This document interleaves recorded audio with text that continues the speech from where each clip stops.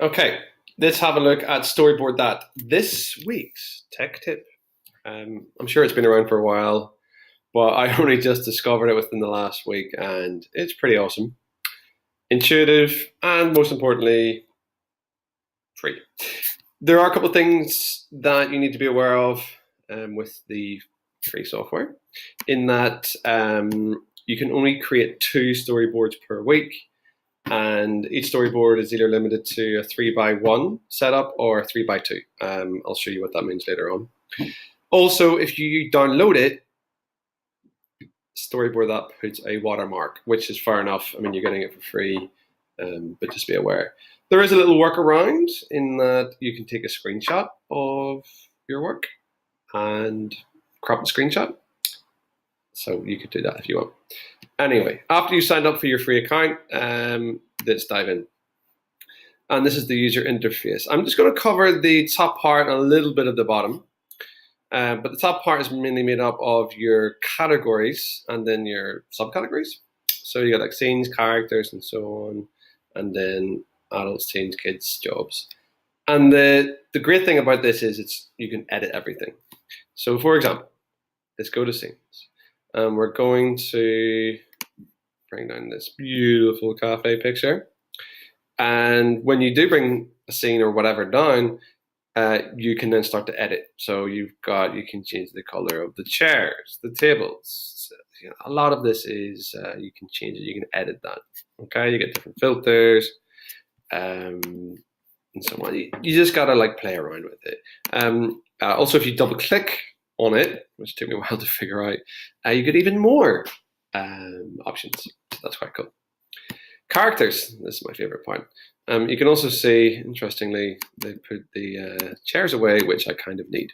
So I'll put that clear skies again. Oh, isn't that clever? Update scene, right, done.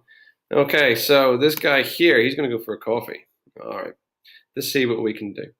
So again, you've got your basics, things like rotate, layers, and edit, and then you can change the hair, skin color, and so on. Okay, there we go. Make a few basic changes. And we're going to make him appear that he's sitting. So there we go. And then click off it just to see. Right, now he looks a little bit big for that chair. Let's make him a little bit smaller. And then bring him up using the arrows a little bit. Okay, something wrong there, right? He's not facing at the right angle.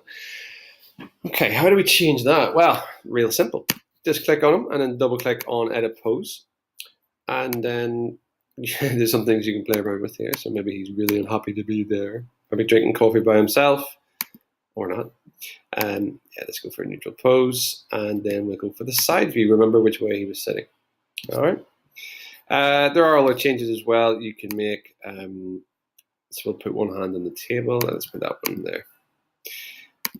Okay, it's just asked me to save it. So this button down here just gives you a preview. Sorry, it's blocked out. And we can see this doesn't look quite right. Let's make it a little tiny bit bigger. There we go. Okay. Resting hand is on the table and the arms down by the side. So we could change that if you wanted to. Remember, just double click on edit pose. All right. So that's how to add a scene in a character and then to make a couple of changes to that. You've also got these other buttons down at the bottom. I'm only really concerned at the minute with the storyboard layout.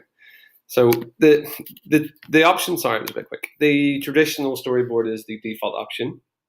But earlier I said 3x1 and 3x2. This is what I was referring to. So 3 storyboards or 3 tiles within a storyboard. And the 3 is obviously each cell or tile or board, and then the 2 or 1 was the amount of rows. Okay, so it's fine. Let's close that. If you wanted to add cells, I'll show you what happens because it's free. You can add these ones, so you could update. Okay, we'll add more in there. But if you want to add some more, yeah, it'll say 3 cells will be deleted because you can only add in a maximum of 3x2. Okay, a little bit limiting, but like I said, it's free. I mean, what more could you want? When you're done, certainly encourage students to have a little look around at advanced tools and so on. But when you're done, just click save. So if you don't get your work finished in that class, you can just go back and edit that later on. So give it a title, short description if necessary, and then just click Save Storyboard. So the next time you log in, it will be there for you to edit. And that's a brief overview of Storyboard That. Thank you for watching.